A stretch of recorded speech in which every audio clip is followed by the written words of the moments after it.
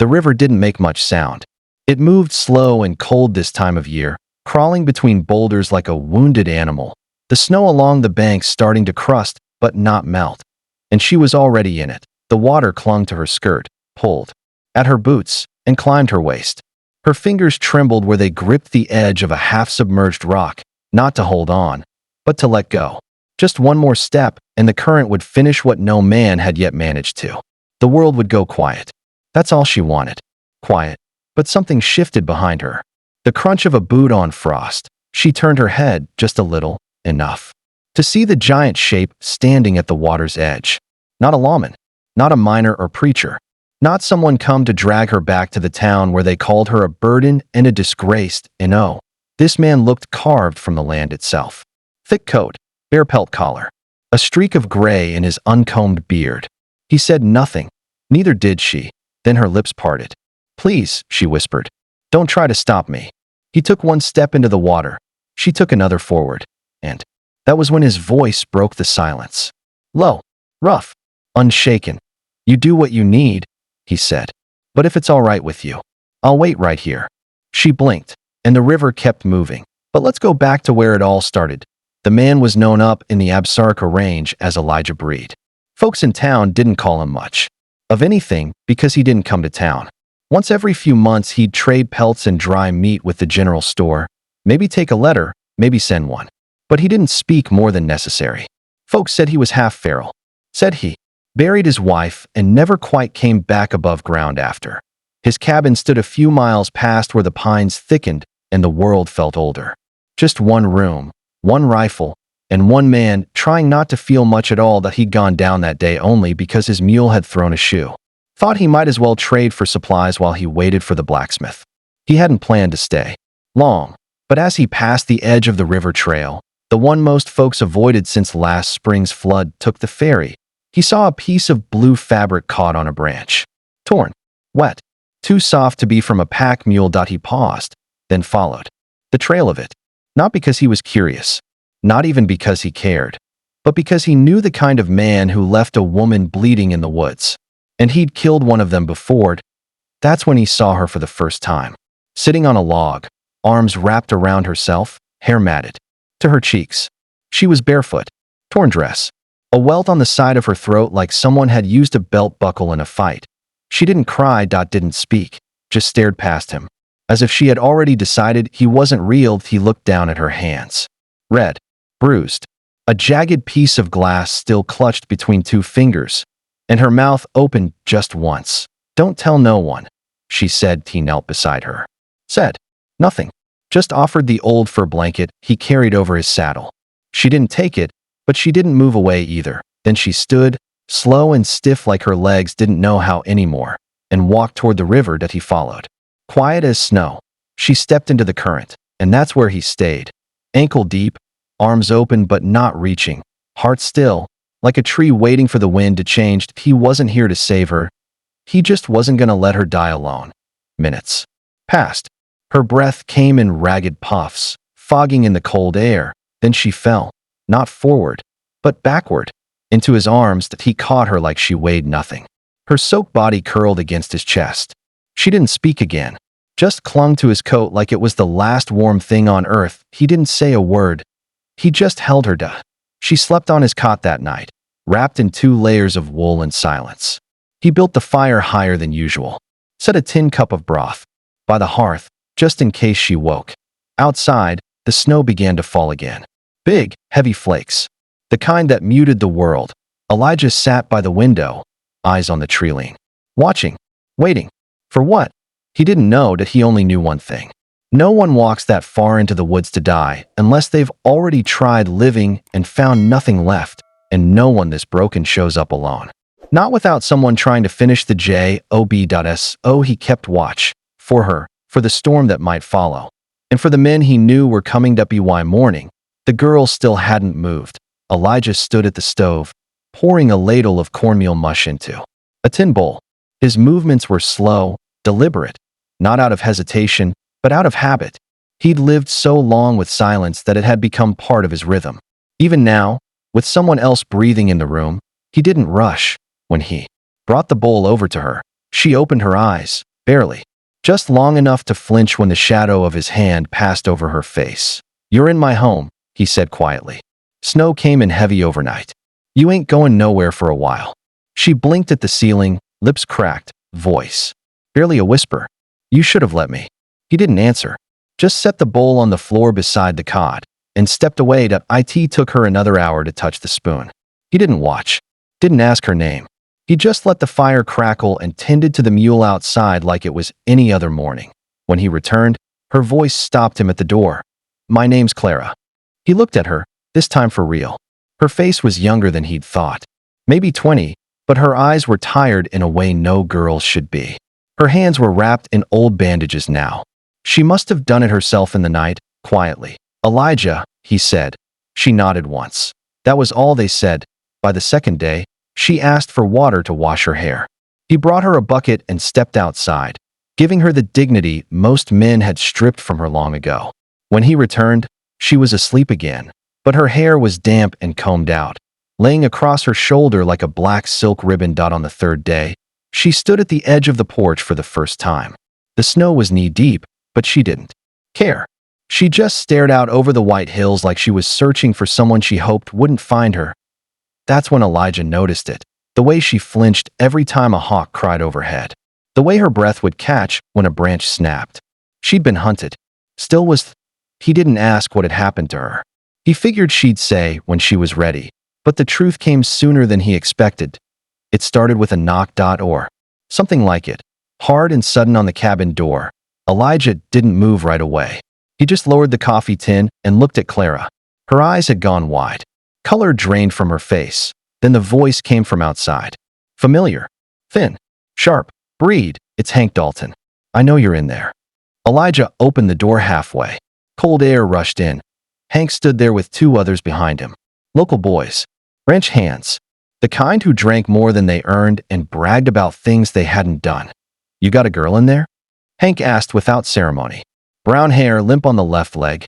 Elijah's jaw tightened. "What business is that of yours?" "She ain't yours," Hank said. "She's wanted for questioning." "By who?" "By us." Elijah's eyes flicked to Clara behind him. She had backed into the far corner, clutching the blanket like it was armor. "She kill someone?" Elijah asked. "Don't matter," Hank snapped. "She ran off with something that weren't hers. And she's trouble. Real trouble. That's why her kin put her out." Elijah stepped fully into the doorway now. The wind tugged at his coat. "You ride all the way up here," he said, voice calm as a coiled spring, "to collect a woman. Like she's cattle?" Hank's eyes narrowed. "Don't make this about chivalry, Breed. We know she's in there. Just hand her over." Behind Elijah, Clara's voice came low. "I didn't steal anything." The men heard it. One of them sneered. "No? You didn't take Jeremiah Holt's belt knife? You didn't leave with bruises and blood all over his barn?" She stepped forward then, barefoot, trembling, but with her chin lifted just high, enough to look like she hadn't given up yet. "He tried to take what wasn't his," she said. "And when I wouldn't let him, he called the boys." Elijah didn't turn to look at her. He just stared at the men. "And you expect me to hand her over to the same kind of men that did that?" "Come on, Elijah," Hank said, voice almost laughing. "You gonna risk your neck for a whore?" Elijah didn't blink. He stepped back, pushed the door shut, and dropped the crossbeam across it. Outside, the silence stretched. Then the voice again. "You just bought yourself a whole heap of trouble, mountain man." Bootsteps faded into the snow. Inside, Clara slid down the wall and buried her face in her knees. Elijah didn't touch her. He just stood there for a long time, watching the door like he was watching a slow-burning fuse. "You should go," she said. He shook his head. "I've lived a long time up here, Clara. Only trouble I ever regret is the kind I walked away from." She looked up at him, something wet and burning in her gaze. "I don't know why you're helping me." Elijah's voice was gravel, because no one else did.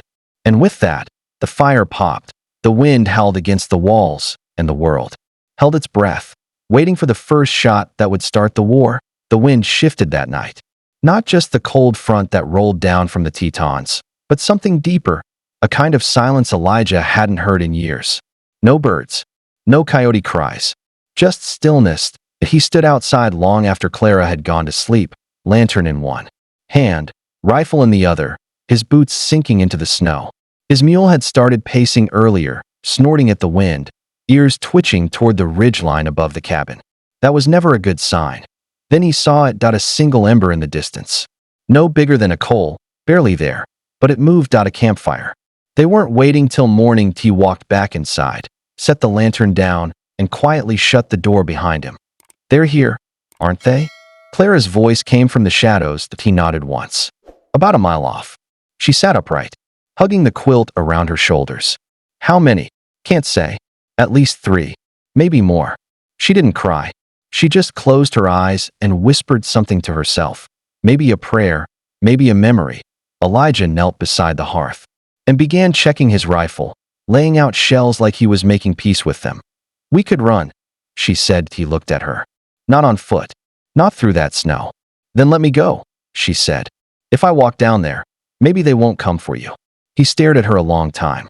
His voice was soft when he answered. You think men like that care about sparing anyone? She swallowed. You're going to die for me.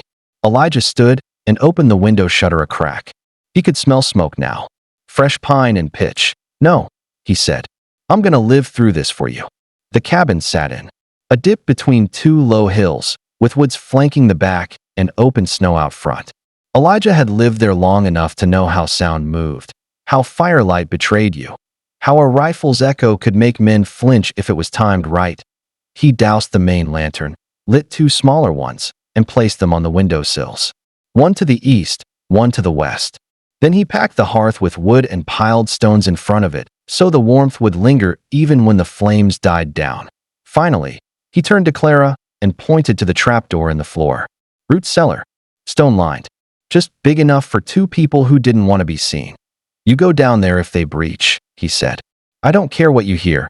You stay down until morning. She nodded. Elijah, he looked up. I was pregnant once. He beat it out of me. He didn't look away. She wiped her nose on her sleeve. I just wanted someone to know that. I know it now. She stepped forward and did something that startled both of them. She placed her hand over his. Don't die tonight. She whispered that he didn't promise. He just loaded the last cartridge and turned toward the door. The first sign of movement came near midnight. A horse's snort. Then footsteps, slow and spread out, like they were trying to flank. Elijah crouched behind the woodpile, just east of the cabin. Rifle steady. No breath. One of the men stepped into the lantern glow, just for a second. And that was all Elijah needed. The shot cracked across the valley like a thunderclap. The man dropped at a voice screamed. He's up by the logs. Another shot, this one from the woods, missed wide. Elijah moved fast, crawling low to the root cellar vent, pressing his lips to the opening. Clara. Now, inside, the trapdoor creaked open. He saw the flash of her blanket disappear below, just as another shot rang out, closer this time. Then came fire. Not a blaze, not yet, but a torch hurled onto the porch, crackling against the cedar planks. They meant to smoke him out. Elijah sprinted back around the rear of the cabin, came up behind the nearest shooter, and clubbed him with the butt of the rifle. The man went down hard. The others were regrouping now, unsure how many were in the cabin. He'd made enough noise for 3 men. Confusion was his ally, but it wouldn't last. He grabbed the dropped torch and hurled it toward the woods, lighting the edge of a dry pine. Smoke began to rise. Shadows danced. Back off, he shouted into the darkness. She's under my protection. A pause. Then Hank's voice, bitter and snarling. That ain't your choice, old man. Elijah stepped into the light. I think it is. And that's when the air shifted again. Not just wind this time. Hoofbeats. Fast. Heavy. Coming. From the south. Another party? No. 2 feud. He turned. 2 riders. One of them, a woman. Dark coat. Braided hair. Rifle slung across her back. Clara gasped from the cellar, peeking through the vent. Elijah, she whispered. That's Miriam. She was the only one who ever helped me. She must have followed them. The riders didn't stop. They galloped between Elijah and the tree line, scattering the would-be attackers with a hail of warning shots. Get back, the woman shouted. Town marshal's on his way. The cowards broke first. 2 ran for their horses. 1 crawled. Hank cursed, but didn't fire again. Clara, the woman called. Are you all right? Clara pushed open the trapdoor, trembling. Here, she cried. Elijah lowered his rifle. The fire on the porch hissed as snow began to fall again. Heavy this time, and oh more shouting, and oh more gunshots. Just the sound of hooves retreating, and one woman breathing free air for the first time. In years, they didn't speak much that morning. No one did. The riders, Miriam and a quiet ranch hand named Tobias, stayed just long enough to help smother the flames and patch the shattered window. Elijah's coat was blackened at the sleeves. His face, though still calm, showed more lines than it had the day before. Clara sat on the porch wrapped in a heavy buffalo robe Miriam had brought in her saddlebag. Her eyes were rimmed red, not from crying, but from everything else. From not knowing if she was still alive or just walking through the memory of something. Miriam crouched beside her and took her hand. "You got family anywhere?" Clara shook her head. "Just graves. You could come back with us. I got room in the bunkhouse, and my men ain't the type to talk." Clara looked at Elijah. She didn't say anything, just looked. Elijah didn't meet her eyes. He was splitting wood again, not because he needed to, but because his hands didn't know what else to do. Miriam waited a beat, then stood. "It's your choice, honey. But you shouldn't stay here, not while folks still think you're something to hunt." Clara nodded slowly. "Can I think on it?" Miriam smiled. "Of course." And with that, she and Tobias mounted up, nodded to Elijah, and disappeared down the trail in a slow crunch of hooves on snow. That evening, the sky turned orange with frost, and the river smoked gently where it hadn't frozen. Elijah sat by the hearth, cleaning his rifle. Clara stirred something in the pot, potatoes, maybe, or dried rabbit meat. Neither of them had eaten much. She broke the silence first. "Why don't you ask?" He looked up. "Ask what?" "About me. About what I did. About why those men were after me." He wiped the rag down the barrel one last time, then set the rifle aside. "If you want to talk," he said, "I'll listen. But I already seen what kind of men chase a woman through the woods like she's game. And I don't need a reason not to like him." She stared into the fire. "My father sold me when I was 16.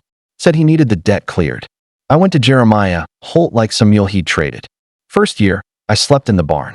Second, I cooked and cleaned. Third," her voice cracked, "he said I owed him more than meals and mending." Elijah didn't move, didn't flinch. She took a shaky breath. "The night I ran, he came at me drunk. Said I wasn't trying hard enough to be grateful. I fought him, cut his arm with his own knife. Then I ran." She looked down at her hands. "They think I'm a thief, that I'm wicked. They always did." Elijah's voice was quiet. "You're not." She met his eyes. Her voice dropped to almost nothing. "Then why do I feel like I don't deserve to sit by this fire?" He leaned forward, elbows on his knees. The fire crackled between them like it was listening too. "You feel that way," he said slowly, "because they taught you to. But feeling something ain't always the same as it being true." She turned her face from him, and in the silence that followed, tears came. Not loud, not dramatic, just silent rivers cutting down her cheeks, falling into her lap like something she hadn't earned. Elijah didn't move, he just let her cry.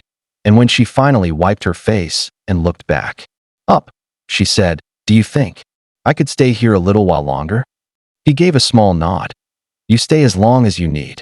Over the next few days, life took on a rhythm. Clara rose early, swept the porch, fed the mule. She never asked what needed doing, just did it. Elijah didn't ask questions either. He noticed things, how she favored her left leg, how she flinched if a pot banged too hard. But he never mentioned them. The snow melted slightly, then refroze. Icicles clung to the eaves. The river hardened with new ice. On the 6th day, Clara brought in a bundle of sticks and paused in the doorway. "Would you teach me?"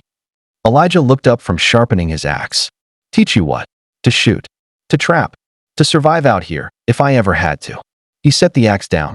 "You sure?" She nodded. "I don't want to be useless again."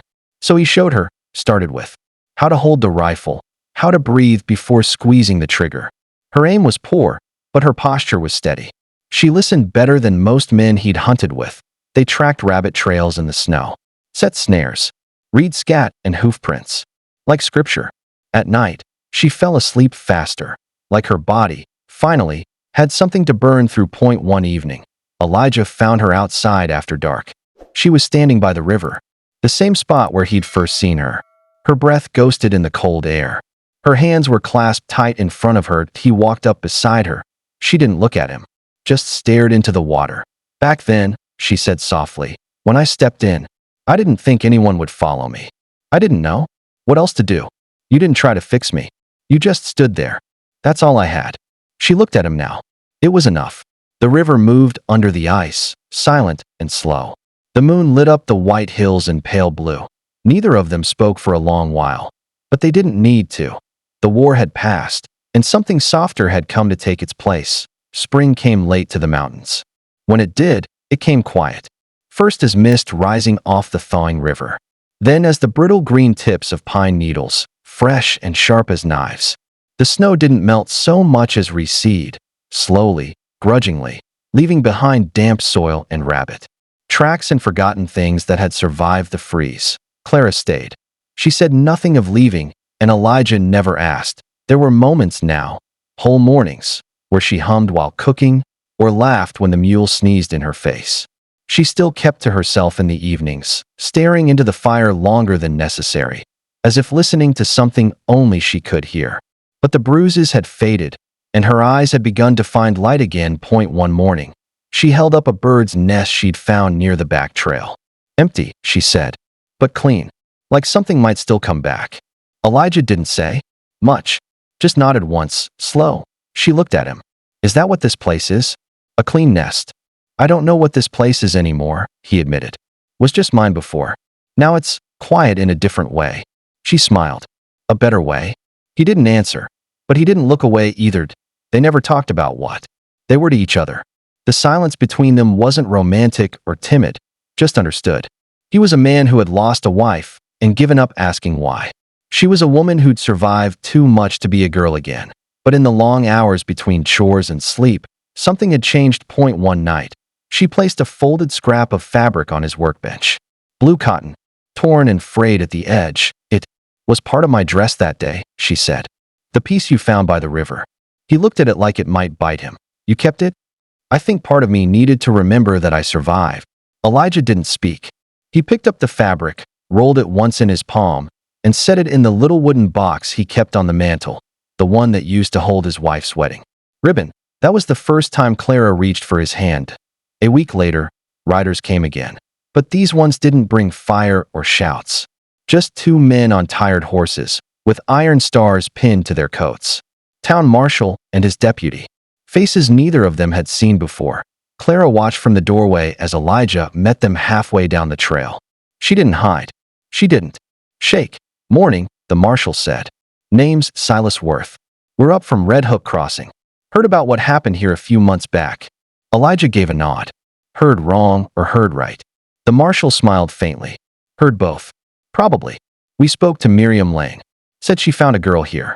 Said you turned away a man named Hank Dalton and his dogs. Elijah waited. Dalton's dead now, Silas said.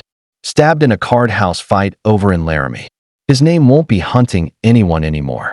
Elijah glanced at the cabin. Then, why you here?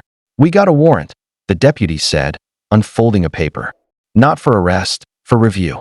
Someone filed a complaint months back claiming a young woman named Clara Holt stole property and attempted assault. Clara stepped forward. I didn't steal anything, she said. I took back what was mine, and I ran. The marshal looked her over. He had the weathered eyes of someone who'd seen every kind of hurt. I believe you, he said plainly. But a warrant's a warrant. We just need you to speak with the magistrate in Red Hook. Won't take more than a day. Elijah bristled. She don't owe that town a damn thing. Clara stepped closer. It's all right, she said softly. I'm not running anymore. The ride down took 2 days. Elijah didn't let her go alone. He saddled the mule, packed 2 rifles, and walked beside her the entire way. No townsfolk jeered this time. No ranch hands circled like buzzards. The hearing was brief. The magistrate, a tired man with coffee-stained cuffs, read her statement, examined the scars, and asked 3 quiet questions. Then he dismissed the warrant. Just like that, outside the courthouse, Clara exhaled for what felt like the first time in years. What now? Elijah asked. She looked up at him, smiled faintly. You tell me. He raised an eyebrow. She stepped closer. You stood in the river for me, Elijah. You didn't preach, or fix, or rescue. You just waited. I've never had that before. He swallowed. You sure? He asked. No, she said honestly. But I want to be. He reached out, gently brushed a strand of hair from her cheek.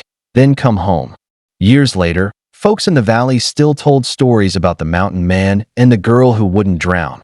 They said he never spoke unless it mattered. Said she built a garden behind the cabin, and each spring it bloomed brighter than the last. No one knew exactly what they were, husband and wife, maybe. Or just two broken things that learned how to hold each other up. But those who passed by the cabin swore they always saw smoke rising from the chimney, warmth in the windows, and sometimes, just after dark, two shapes sitting side by the riverbank, not speaking, just waiting. Together.